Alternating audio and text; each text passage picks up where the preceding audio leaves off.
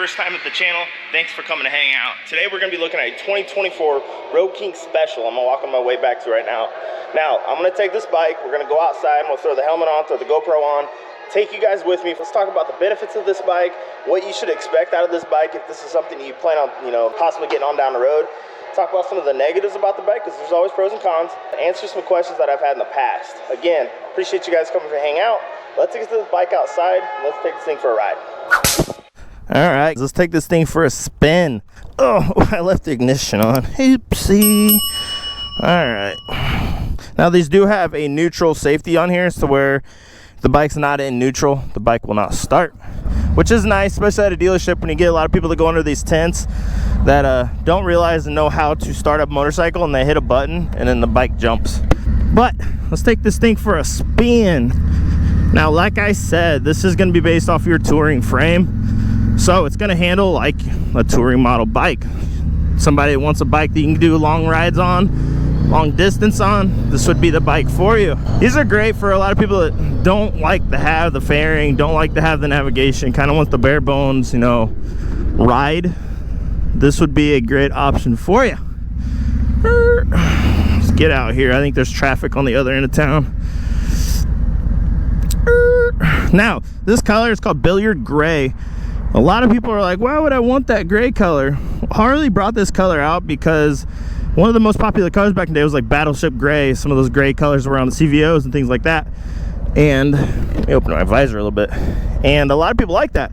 So Harley thought, hey, let's put it out there and make it a color you don't have to actually pay a premium for. They did it. I dig it. I think this color is really cool. I prefer it on the black trim over the chrome trim, but that's my opinion. Charlie, what's up, buddy? Now, down here is very simple to see.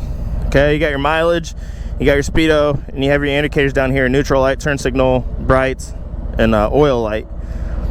Very easy bike to ride. It's not overcomplicated. Well, let's go.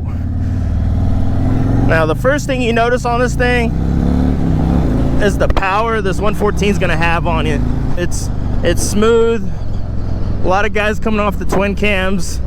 I was a big twin cam guy, and I still own an Evo, and you guys know those things just rattle, shake. You get off of it and you feel like you were on a cruise ship for a month. And with this Milwaukee 8, they're very smooth. Actually 70% less vibration than the twin cams were prior years. It adds up to having a lot more comfortable ride, especially if you're on a long trip. Rider fatigue sucks, especially the bike shakes the crap out of you, so it's nice to have a little bit smoother ride. The transmission, smooth as butter. Now, of course, you got braking period. I always tell people, give it about 1,000 miles, and that transmission's gonna, loosen up on you. Not necessarily loosen up, but it's gonna shift a lot smoother than it would prior years. So it's got a helically cut transmission. So when those gears get shifted, it's gonna shift a lot smoother for you. Let's go this way. The braking on it, having the dual disc Brembos, plenty of stopping power up front instead of like a single disc brake, because you need it when you got a little bit more juice behind her, like this 114 has. Finding neutral is very simple. Now, this doesn't have a heel toe on it. Obviously, the trick to finding neutral, for people who have issues with that, I always tell people, put a heel toe on it and it's a lot easier to find neutral. This thing, I just popped it in neutral, and this is my first time riding this specific bike, so everyone has the happy medium, the happy spot where neutral is going to be, and this thing's popped right in there. It is a beautiful day here in Fort Wayne, Indiana. It's actually warming up a little bit. I think it's going to be almost 80 today. Summer is finally here. Alright, get over here, get on it a little bit. Now, I love the Roadking just for the fact that it's kind of the bare bones motorcycle, having the amenities of the fairing and the navigation, the music. Trust me, I got a Road Glide, I get it.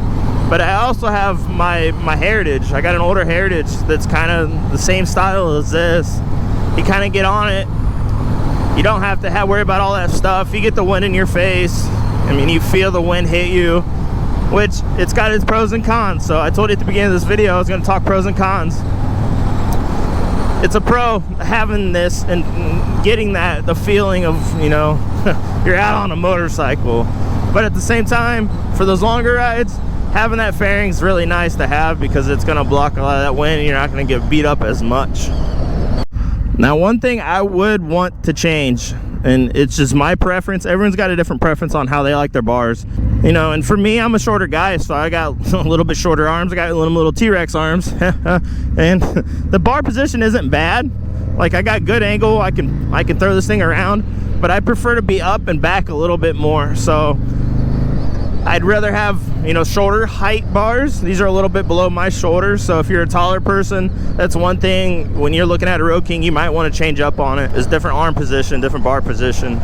But other than that, this thing's very nimble. You can kind of just push this thing back and forth with your hands. Doesn't take a lot.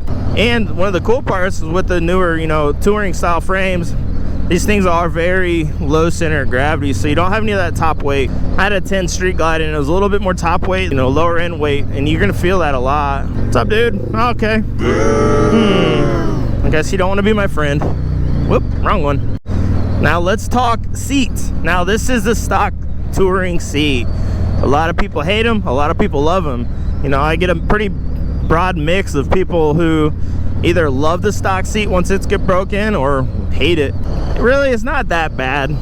One thing I would do, like with the 24s this year, they're gonna have the newer, you know, memory foam style seats that are actually a lot more comfortable. Mirror position's good, it's right out in front of you. Your turn signals are in a good spot, people can see them. I would recommend going LEDs though. It's one thing I wish they would have done was they did the LED headlight, but threw LED, you know, bullets in it too.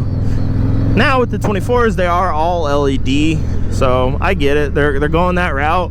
With this being kind of a rollover 23, having the same body style as the 23s did, I get it. Now let's talk suspension. So this is gonna have the Showa dual bending front end, but the rear end, it's got the nitrogen shocks. So it's nitrogen progressive style shocks. You have an adjustment shock on your left side of the bike, and on your right side, you got a follower shock. These shocks get a lot of hate, and to be honest with you, I did change mine, but at the same time, if you get these shocks dialed in right, that's one thing that a lot of dealerships fail at, is setting their riders up for success when they're getting on their new motorcycle. It's very, very important to get these things dialed in for your weight. I mean, especially if you got a rider or wife or whatever on the back, you got luggage, you want to get these shocks dialed in. Now, in your manual, when you get your motorcycle that you should get from your dealership, there's a chart in the very back of that manual. Now it's going to show you preload and stuff like that per weight. Make sure you go through that and you get it set right, because I can promise you, if you don't, these things are set for like 180 pounds from factory, and if you're a 250 pound dude, you're gonna bottom out and you're gonna feel every single bump. So make sure you take your time and you get these things dialed in the correct way. It's very, very, very important. A lot of people don't think about that stuff. But we're back to the dealership. I appreciate you guys for hanging out, watching this video. I'm gonna have a lot more videos like this to come. If you get a chance, come out here to Harley-Davidson of Fort Wayne. We got a lot of motorcycles. We got a lot of people that know a lot about these motorcycles. So we're here to teach and help people, you know, ride the best they can with the right bike. That's very important. So go ahead, if you have any questions about this bike at all, guys, go ahead and hit that subscribe button. But I'm gonna park this Piggly Wiggly right here. There's old bell trick, guys. All right, we are back. I hope you guys had a good time.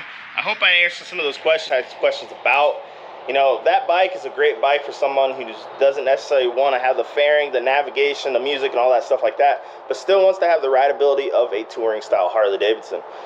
Great power, very comfortable, very smooth bike.